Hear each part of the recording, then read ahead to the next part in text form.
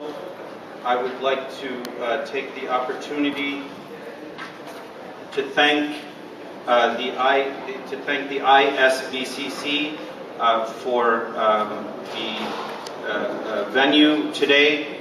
This is a wonderful center, and I know that they went through a lot to accomplish their goal of building this wonderful center, and we wish them the best, and we thank them for hosting us today. Also, before we begin, I would like to thank everyone who's attended, from individuals and organizations, from the Muslim community, and those of other faith communities coming to our program. I'd like to take the time to ask if we have any law enforcement personnel or representatives coming on behalf of any law enforcement, including the FBI or others, if they would acknowledge themselves. Is there anyone here from law enforcement that would like to acknowledge themselves? Just please stand up and let us know if you're here. Okay. Also, another housekeeping item. Please, there's no video or taping in any way of this program, because we have an official video of this program, which will be made available by NCPCF. It will be on the website, and it will be available for public use. So we request that no one do any taping without any prior consent, and there will be no taping for this event.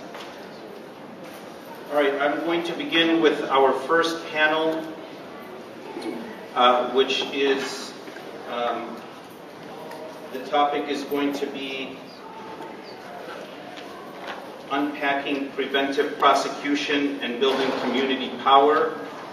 And I will start by introducing each individual speaker when their turn is ready. We will begin with Ms. George Friday. George Friday, field organizer, grew up in rural North Carolina in the 1960s. She holds degrees in political science, economics, and African American studies from the University of North Carolina in Chapel Hill, where she graduated in 1982.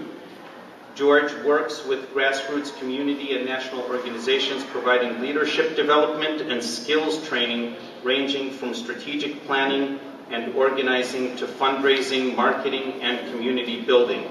Her work particularly focuses on communication, oppression, change, and the role of privilege in transforming power dynamics, fostering broad, deep economic and social justice change. She brings more than 3 decades of experience to her position as National Field Organizer for the Bill of Rights Defense Committee. And Ms. George. I'm sorry, Ms. Friday. Good evening. Oh, good afternoon. Sorry. How am I doing? Yes? Am I good? That sounds good. So I'm so glad to be here.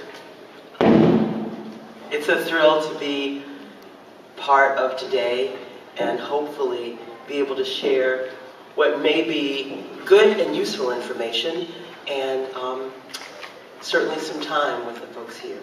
And I'm thrilled and honored to be working with the National Coalition to Protect Civic Freedoms. So, we're starting a little bit backwards in terms of what's on your program, because I'm talking about building community power. And hopefully that's a great start for today. Because of my work with the Bill of Rights Defense Committee, I really embrace thinking about the Constitution, and the we the people part always excites me and resonates with me. Even though I know that in the beginning, when that particular phrase was written, when that document was stamped complete, I wasn't part of we the people. So I don't forget that, but it still resonates strongly with me. And in my experience as a community organizer and movement builder, whatever is the right description of what I do, I found in that experience no limit to the genius and imagination of regular people to perceive and confront and transform experiences of injustice.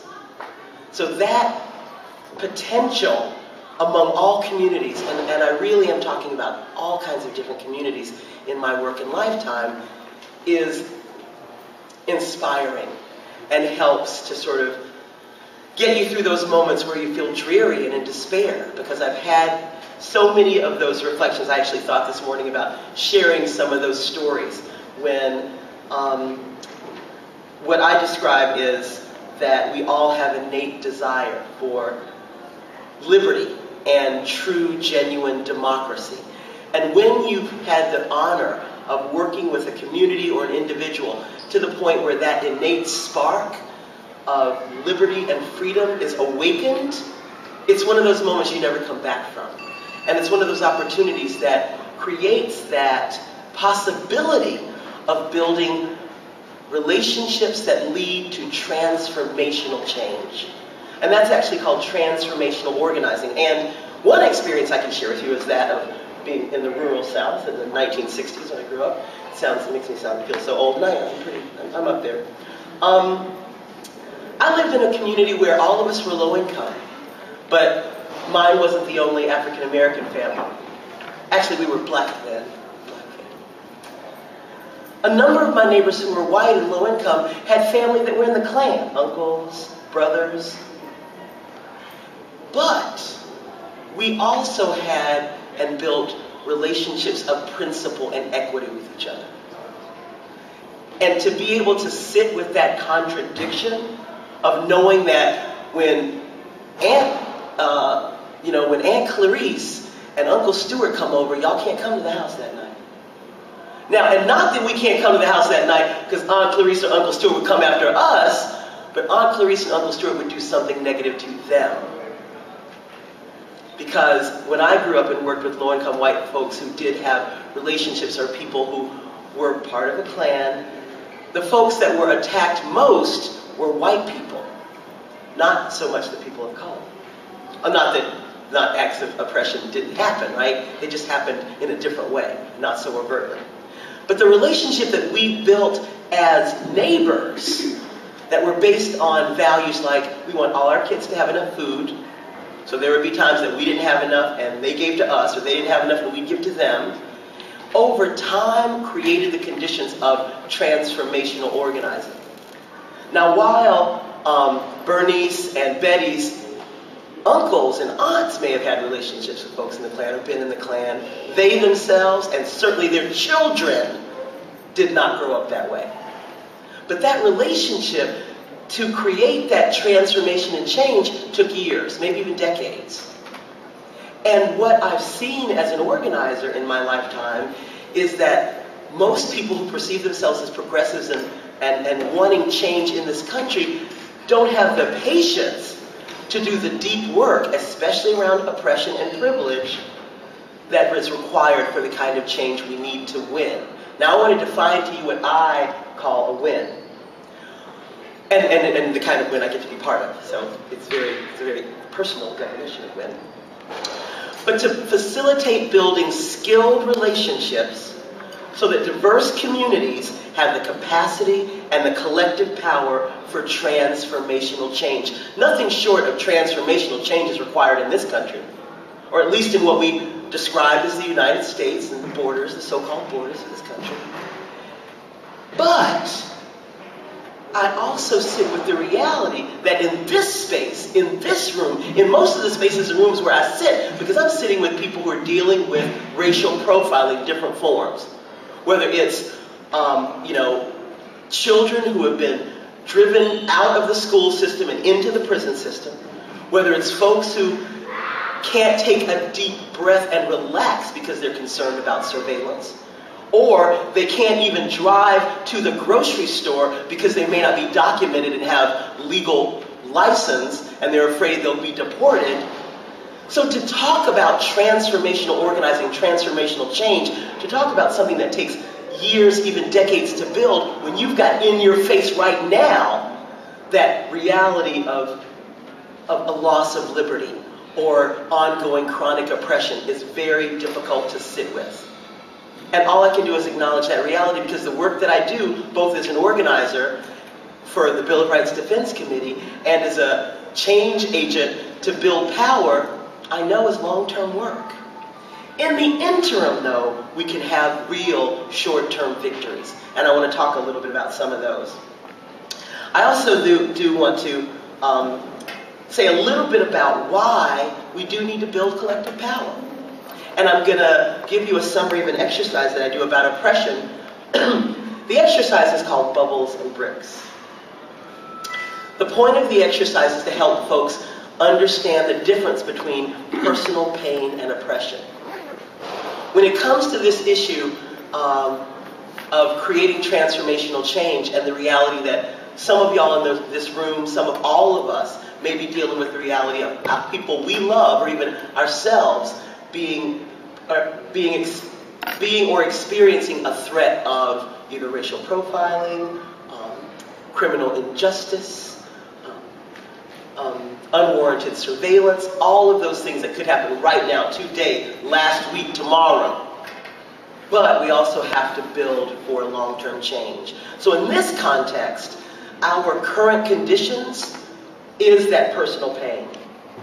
And that long-term win for legislation that is true and genuinely democratic and protects our freedoms, that is countering the oppression.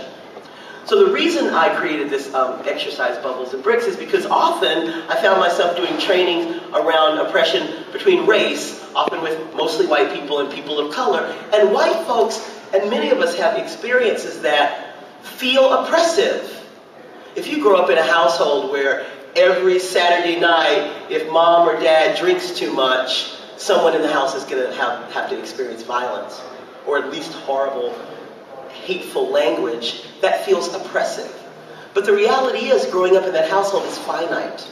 As horrible as that reality is, that horrible person is going to die, or you're going to grow, or you're going to move. The condition is going to change. It is not chronic. In the same way, as hard as it is that many of us are dealing with horrible conditions now, there is an end point of that. The other side, though, oppression, living in poverty, being African American, being gay or lesbian, choosing and having your religion respected, that's your religion for generations, those are chronic conditions. And when you're subjected to oppression based on those definitions, that's oppression. Now, personal pain, I said, is finite. It's going to end. Or you can end personal pain by yourself. If someone's abusing you as an individual and you're a child, you can go to that person, you can get an adult or a person of faith or a leader in the community to help stop that. So personal pain can stop. It takes a movement to end oppression. It takes a movement to end racism. It takes a movement to end racial profiling based on religion or ethnicity or what you look like or what you read. That's why we need to build community power. Because as in our face as the experience is of the oppression right now, and it is, the only way we can really curb it and stop it is by having a movement. And the only way we build a movement is by having collective power. So at the Bill of Rights Defense Committee, we work with communities that are experiencing the fallout and the negative consequences of a government that has been more informed by collective fear than collective faith. And based on that fear, folks are being targeted. So we work with folks who are dealing with the so-called war on drugs, people who have been subjected to the war on terrorism, people who are dealing with the passion to strengthen our borders. So we bring together African American, undocumented communities, South Asian and Muslim communities, to pass locally legislation that limits sharing of information between local law enforcement and INS, DHS, or FBI. We make, and in our model ordinance that you can see on our website, we make specific consequences if the local law enforcement uses resources to put in jeopardy any of those communities in any way. And that's the piece that we think is very effective. That's the short-term win. And we have had wins on that policy in different cities across the country. I hope that you'll find some of that information on the website and find it useful. And I hope that you're able to think about and embrace ideas of building community, maybe with folks who may not be of your natural community usually, or your organic community. It may push your limits a little bit. But in terms of building power, starting to build those relationships with folks that are not usually in your ranks, gives you that strength. And through that you share privilege, and through that strategic sharing of privilege is how we really solidify that power. Because there's lots of privileges I have. I'm a U.S. citizen, I'm able-bodied, I can pass as Christian. All of those things help when I'm in community with people who don't have those same privileges. Thanks.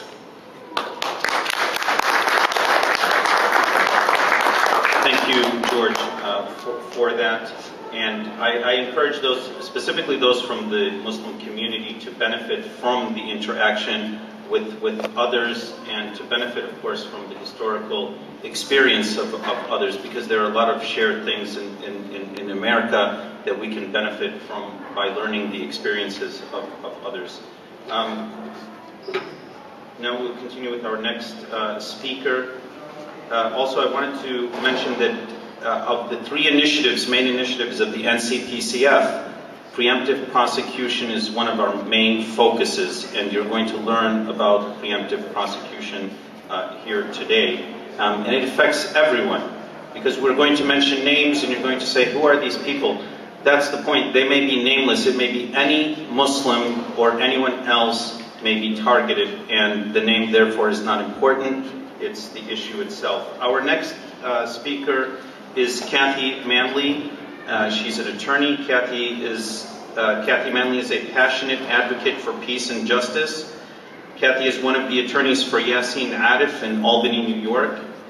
She has been involved in a number of community groups, including the Muslim Solidarity Committee and Project Salam, as well as the Capital Region chapter of the New York Civil Liberties Union, where she serves on the board. And as a volunteer attorney on the legal committee, Kathy serves on the steering committee of the NCPCF. Thank you, Ashraf. So I'm a criminal defense attorney in Albany, New York, and when we first started representing Yassin Arif back in 2004, I really had no idea. Even though I had been involved in the peace and justice community for a long time, I really had no idea the kinds of techniques, manipulation, and the use of fear that the FBI would bring to that case and to so many other cases. It was quite an horrible educational experience for me. I was used to, I don't know, not so much the courts being fair, but not so incredibly unfair as to basically completely ignore the law and the Constitution. And that's what we experienced in that case. Yassin was the imam of the Masjid as-Salam, a small inner-city mosque in Albany. He was a Kurdish refugee from Iraq, and he was targeted at some point. There was NSA warrantless wiretapping, illegal wiretapping of him that we know about from the New York Times. He was very outspoken, even in Kurdistan under Saddam Hussein.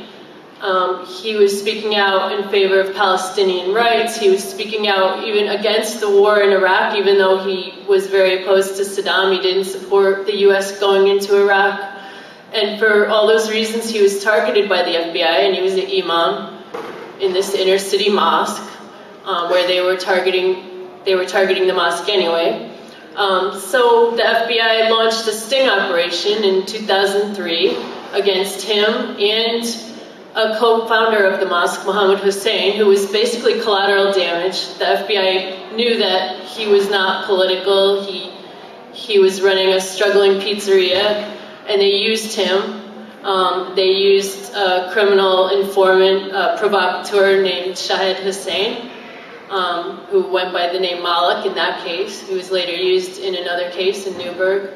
And they set up this very complicated sting operation where they offered Malik offered Mohammed a loan for his pizzeria, and that was fine. And then he said, I want to help my Muslim brothers, and I want to help you so you don't have to pay back all the money. And he didn't say it was illegal in any way. And Yassin Arif was only brought in to witness the loan. Over months and months of conversations, he would drop these hints that, oh, maybe there's something illegal. It has something to do with this missile, because the FBI gave him a defunct surface-to-air missile, and he never showed it to Yassin. He showed it to Muhammad, and Muhammad was like, what does this have to do with anything? Why are you showing me this? Anyway, I won't even go into all the different aspects of the case, but it was incredibly unfair, and the whole thing was based on these recorded conversations, and Yassin never said anything to show that he knew or thought that this was an illegal loan. He was just witnessing a loan, as he had done many times as the imam. And he even said there's nothing illegal here. And when the Malik asked him if he would support this JEM, this terrorist group that Malik lied and said he was supporting, even though he really had nothing to do with it, it was all a script made by the FBI.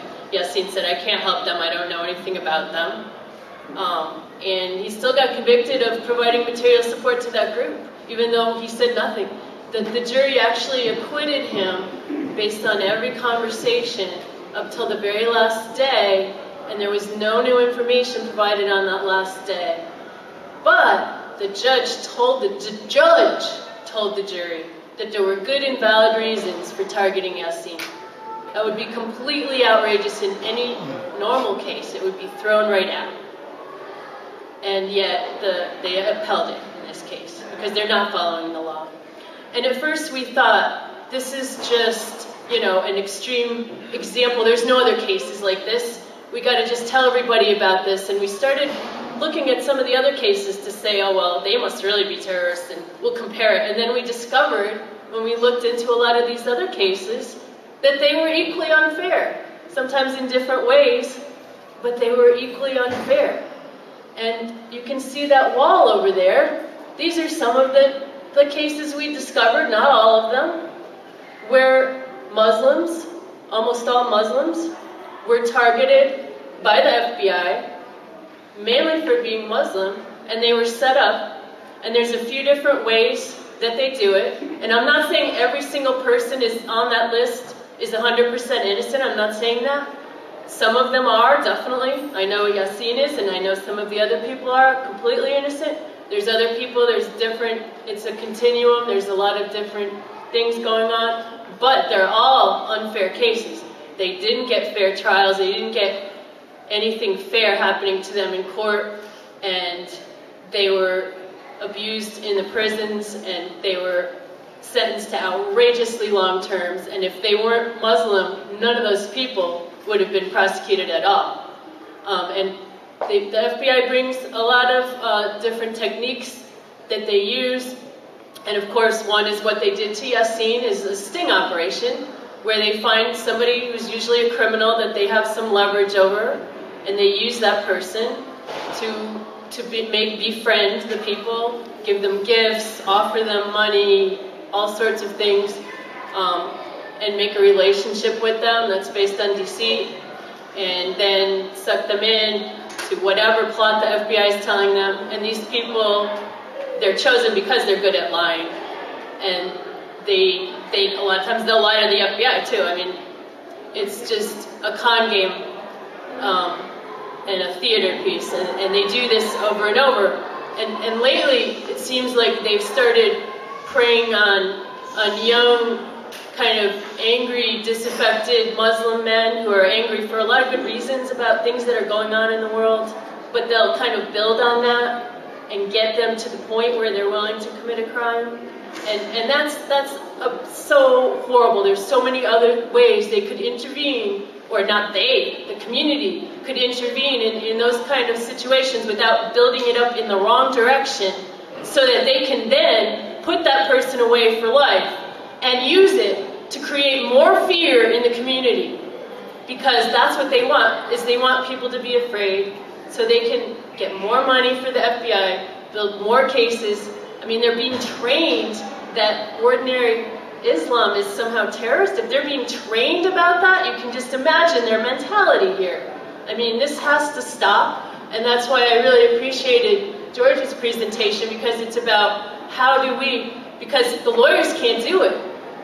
They're not following the law. The courts are not following the law. The community needs to stand up and come to these cases and, you know, whether the person's 100% innocent or not, say this is not fair what's going on here. This person needs a fair trial.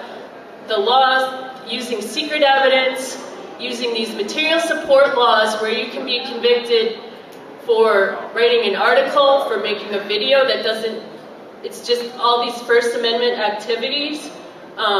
In another kind of case besides a sting operation is a guilt by association case, although they all have guilt by association. One really outrageous example of that is the case of the Holy Land Foundation, where in Dallas, a charity that was giving money for Palestinians who are desperately in need through zakat committees, the same committees that the Red Cross was giving money to and that a lot of other groups internationally were giving money to, and the money did not go for any weapons or anything illegal, and there's no question of that. But the people who ran the Holy Land Foundation charity were convicted of material support for terrorism just for providing that support to these people who desperately needed it, on the theory that somehow by giving money to these zakat committees, it enhanced the prestige of Hamas because Hamas was in control of that area. I mean, it's completely outrageous. And they got like 65 years for that. These are some of the best people in the community. These are the best people that they're going after in some of these cases. So we really need to stand up. We need to not let the fear take over. We need to support these people. You can go to Project Salam's website, projectsalam.org, the NCPCF website, civilfreedoms.org. There's a lot of information. And NCPCF, it's a new organization. We're trying to have events like this all over the country. We're also working on a database of these cases that will, and then we're going to try to analyze it and come up with statistics showing the kinds of different cases and the kinds of unfair and unconstitutional and outrageous techniques that are used in these cases, and the prisoner abuse that goes on, the solitary confinement, isolation, basically torture that goes on in a lot of the prisons. We're also hope to develop legislation. We got the Albany Common Council in Albany, New York, to pass a resolution requesting that the federal government follow their own Inspector General's report, which found that there was exculpatory evidence in these cases where there was secret evidence that wasn't being provided to the defense because there was no mechanism for that, and saying that these cases needed to be reviewed. So we want to develop legislation on the national level to do the same thing, basically to review these cases, follow their own Inspector General's report. That's one thing. We also want to deal with the prisoner abuse. Maybe I'm running out of time, but maybe Faisal will talk about that. And so there's a lot of things we want to work on. Also, we do Know Your Rights presentations, and where we tell people, I know there's somebody handed out a flyer here about this. Basically, a lot of Muslims are contacted by the FBI, and what we can say is just tell them that your attorney will contact them. Either have an attorney. If you don't, try to call the ACLU or find an attorney, and just say, it's okay, my attorney will contact you, I have nothing to say. Because they can lie to you, and they can twist what you say, and they don't record what you say. you're just dependent on their word, and then they can charge you with a false statement if you don't become an informant. And you can't trust them. I mean, when they're being trained that all Muslims are terrorists or something, I mean, you know you can't trust them. So you need an attorney if they're contacting you. And, you know, and then your attorney can talk to them and see what they're looking for, and you won't be hopefully caught up in this mess like so many people have been. Thank you. Thank you very much, Kathy, for that. And remember, she said they can lie to you, that is law enforcement, but you can't lie to them. That's another reason why you need to have an attorney present in order to protect your rights. So we are advocating as the NCPCF that you should not speak to law enforcement without having an attorney present.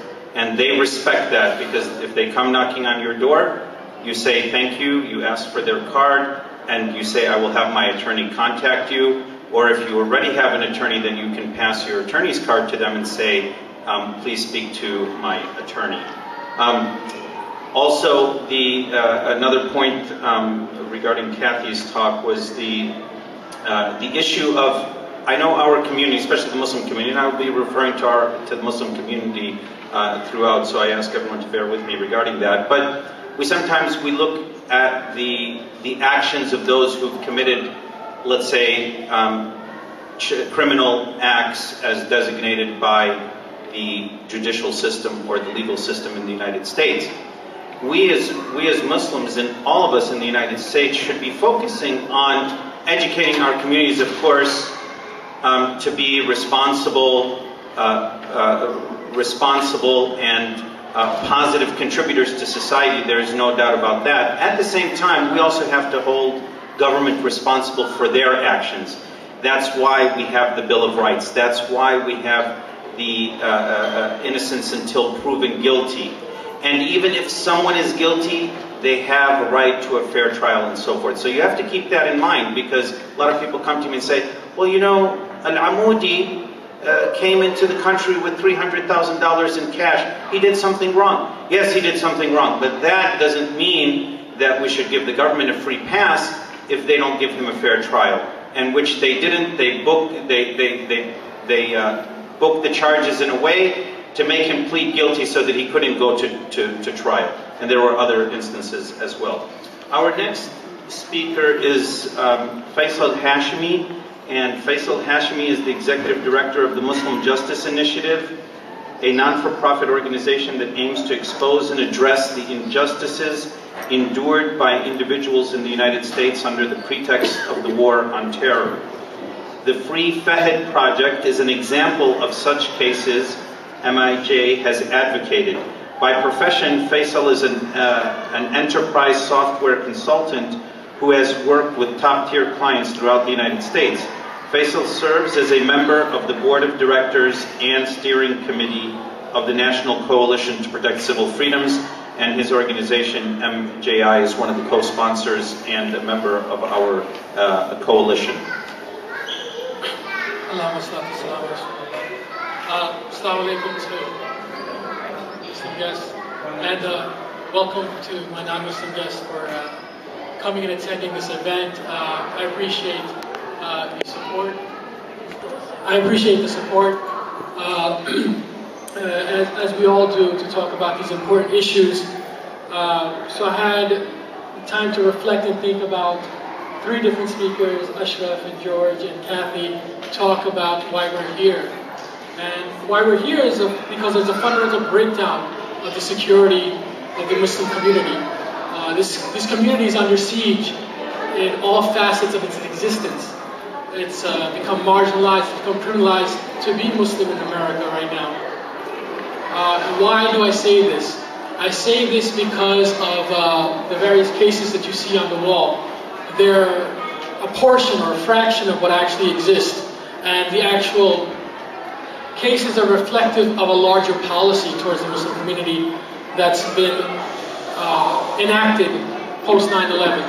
There were elements of it before. Nothing was great before. There was always communities in the existence of American society that were on the margins and always criminalized.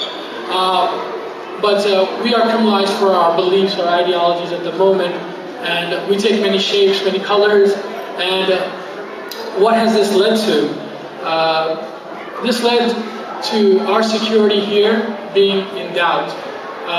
What do I mean by that? The ability of the government to go and target, surveil, provoke the Muslim community is not checked. And you will see many articles, pieces in Mother Jones about informants, long pieces, the new article in the Associated Press about the Joint Terrorism Task Force of the NYPD. These are all reflective of the policy at hand for the Muslim community right now. What does that actually translate into? It translates in the case of Yassin Aref, it translates in the case of Ahmed Abu Ali, it translates into the case of Sami Al-Arian, it translates into the case of Tariq Mahanna. And we are here at the local level in Boston, so many of you should be familiar with Tariq's case. And what happens in these cases? What are the reasons for them being subjected to this profiling, being subjected to these conditions? Well, what are these conditions? So who believes we have the freedom of speech in this country, as guaranteed by the Constitution? Can I see a show of hands? Who believes we have the freedom of speech? Nobody. Okay. Because as a Muslim, it's gone. It's out the door. And how do we know this? Through the various cases where they say your protected speech will be used against you. Your speech from 3 years ago before you were arrested. 12 years ago when you were talking to somebody in Damascus, as Yassin Aref was, and saying, well, his interaction with somebody in Damascus 13 years ago is evidence of his guilt. So this concept of freedom of speech doesn't exist for us. It doesn't exist for various elements. The Somali community in San Diego and Minneapolis, where elements of them have been indicted. The Arab community throughout the U.S., the Pakistani community. What has happened? Hundreds of thousands of people were targeted based on immigration issues. I come from New York City. There was a large community in Brooklyn of Pakistanis. They've all evaporated. They've all left. 100,000 Pakistanis, they say, have left New York City post 9/11. So there's an immigration angle. There's a criminal angle. There's all types of angles that the Muslim community is touched upon and affected through these cases. Now, so these are some of the more high-profile cases, but there have been 500 to 600 high-profile cases in the past 10 years. There's been 600 defendants and prisoners. So, and they span from Hawaii to Alaska. And what I ask you to do is to look into these cases in detail. Look into the case of Ziad Yaghi and the North Carolina 7, Ahmed Abu Ali's case. I ask you to look at the Sami Al-Arian's case. I ask you to watch the documentary on Yassin Aref's case. And you will understand a little bit better how this affects you. Locally, I ask you to stand up for Tariq Mahanna. And in a month from now, he'll be presented for his trial. Guilt by association, from what I can gather at a high level, his case is the cooperating witnesses against him have said bad things to him. And what did he do about it? Not that he actually did it, but the cooperating witnesses against him. And they're working for the government. So that's an element of this case. And what we see is overreach in the government. What we see is the practice of spinning things. And you see that at the fundamental level, due process is denied to you. When you expect the presumption of innocence. There is no presumption of innocence. Why? Because you're put into solitary confinement. It's one of the worst punishments in America to be in solitary confinement. Pre-trial, Tariq is in solitary confinement. Mohammed Warsami, a Somalian man in Minneapolis, was in solitary confinement under something called special administrative measures for 5 years. Then they let him go. But for 5 years, he was the worst of the worst. These are dehumanizing things, and this is a policy towards the Muslim community. The government has enacted a policy to, once they've got you with an indictment, they want to dehumanize you. They want to put you in solitary confinement. What is solitary confinement? 23 hours locked in a cage. for 1 month, 2 months, 3 months, years, 3 months, 3 years, 4 years, 5 years. Tariq is coming on 2 years of solitary confinement. So at this point, we look at the government tactics by what they enact. There's something called special administrative measures, which is like on top of solitary confinement, they enact policy to a prisoner. They were talking about prisoners, where the prisoners, once in the cell, they're not allowed to talk out loud. Could you imagine? You're already in solitary confinement. You're not interacting with other prisoners. You're not allowed to talk out loud. You're not allowed to move in certain ways in your cell because it's video monitored, as they deem, and they can punish you. You're not allowed to take a shower by closing the curtains in your cell. So this is what happened, and this is all in America. Quite frankly, Guantanamo is better than what the federal system and the treatment of people in America. What you have to understand is these policies of whatever happened in Guantanamo started here, and it was exported out.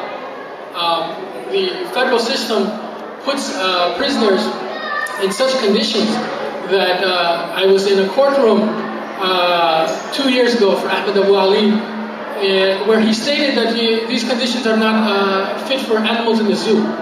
That's how he feels he's being treated.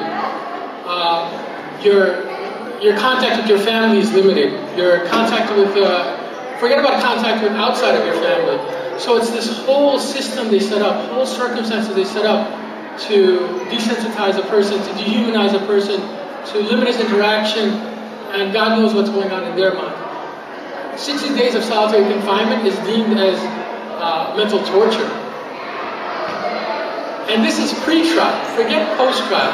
Post-trial, you'll end up either, we're talking about prisoner abuse, you'll end up either as a Muslim defendant in a communication management unit where they monitor your interactions, but it's not necessarily solitary confinement, or you'll end up in one of the supermax prisons, which is an underground cell or dungeon that they hold these prisoners in. And again,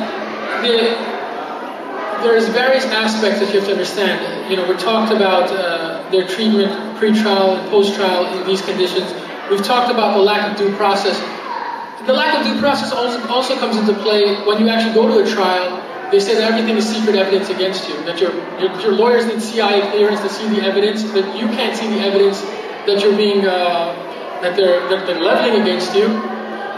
So what we're talking again, coming back to it, is that fundamental breakdown of what it is to uphold the justice system. It's an injustice system for the Muslim community, and it's prevalent, it's pervasive. What happens to these families?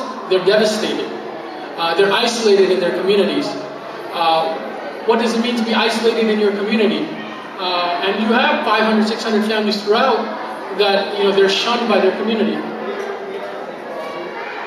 I've got the note to wrap up soon, but not too soon. And they're left on the margins, we're left traumatized, we're left in fear. And this is by policy, this is by design. That's what they want, a community wrapped in fear, that is afraid to talk to each other, to support each other. And you know what? It's moved on beyond our Muslim community. Anti-war protesters, Stop FBI Repression campaigners, but anti-war protesters that have been indicted under laws that are extremely vague, the material support statute that they use for many of these cases, extremely vague language. But this is it. All the cards are on their side, and you're subjected to, we'll have Q&A after the the material support statute that they applied recently went into litigation at the Supreme Court, the Humanitarian Law Project, where I think some people wanted to help Sri Lankans understand their rights better.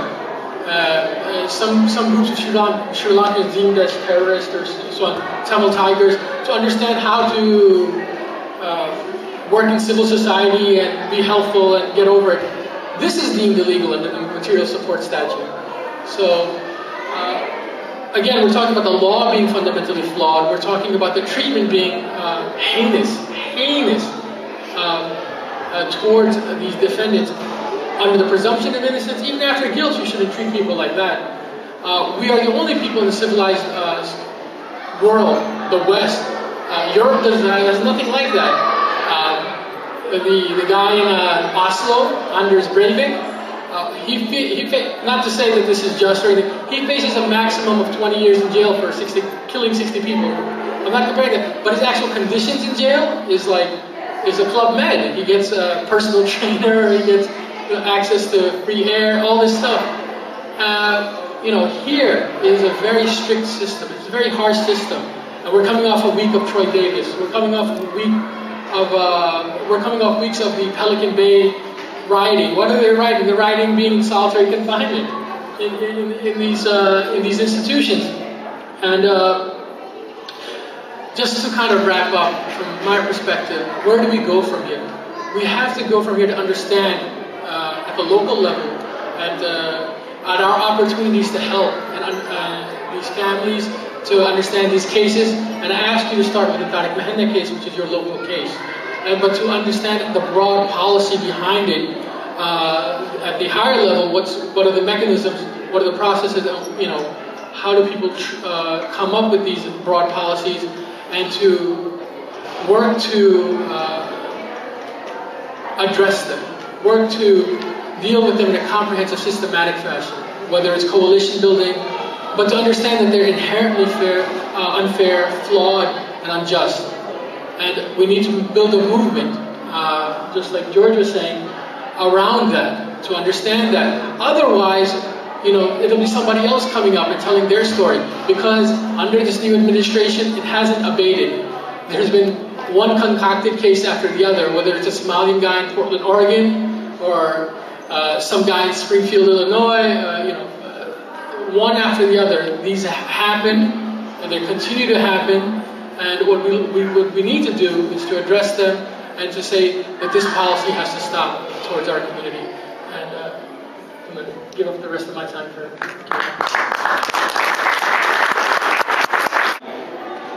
You hear these things, and we're not here just to garner sympathy, either from the communities of other faiths towards the Muslim community, or even the Muslim community towards members of the Muslim community, because part of being empowered is to be educated, and part of the process is to educate ourselves on what's happening so that we can contribute to society. Why do I say that? Because, as I said before, that if we're going to solve a problem, we can't look at at one aspect of the problem. We have to look at the problem in total. And one of the things that we can do to help this society is to help our government, help the society to stick to the Constitution that everyone says is the bedrock of what this nation is founded upon. And if it's being dissected piece by piece or ignored or violated, then that's going to affect everyone. And those who are affected after the Muslim community will look to say, what did the Muslim community do, and what did individuals outside of that community do? And so in order to be empowered to do something, we need to be educated, and hopefully that's what we're trying to do here. Okay, I'm going to ask your help because my vision is poor. If you have a question, if you can stand up. I believe the questions, there's a microphone.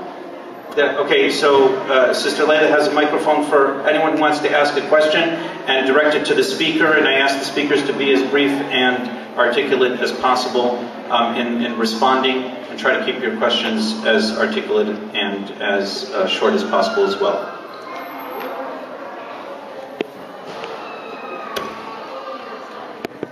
I have a question for Georgia, and I have a question for Kathy. Georgia is about the Bill of Rights. Do we have a Bill of Rights today? Well, we have a document. Do we, in effect, in terms of it being real? Yeah. I would say not. I don't know if any of us are experiencing when we ask if we have freedom of speech. There you go. Okay, so we don't have a Bill of Rights, so there's no sense in us rejoicing in anything like we the people, until we the people come together, right? Be the people. Well, when I rejoice in We the People, it's because I know and have experienced the transformative magic and power in We the People. Okay, that was like, it's part of my other thing. Every day. Equality. Every that transformative change thing. Is that like, I mean, if we have, is that like a substitute for like revolution? Oh, no, it is. No substitute. It is genuine. Okay. So we're talking about revolution. We're right? talking about organic, collectively defined, building power that is, yes, transformative revolution. That's another word for it. Right, because if we have no rights as people, and they're legally, the lawyers can't do anything about it. That's what you said, Kathy, right? That's right, that's right. Lawyers can't do nothing about it, right? It's on us. They're